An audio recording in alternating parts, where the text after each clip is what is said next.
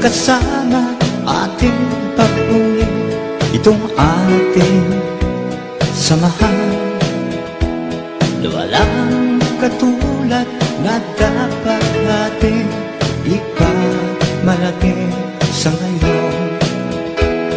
At darating pang henerasyon na tayo'y mga kadyas, mga Ginoo at nagkakaisang katuwang ng lahing Pilipino.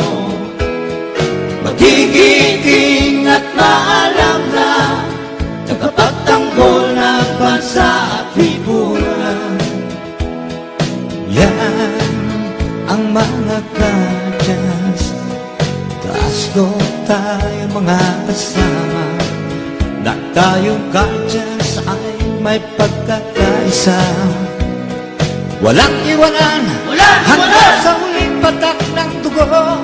Mabuhay ang mga kadyas, mga Ginoo at nagkakaisa, katuwang ng lahing Pilipino. Magigiting at maalangan, tagapagtanggol ng bansa at lipunan.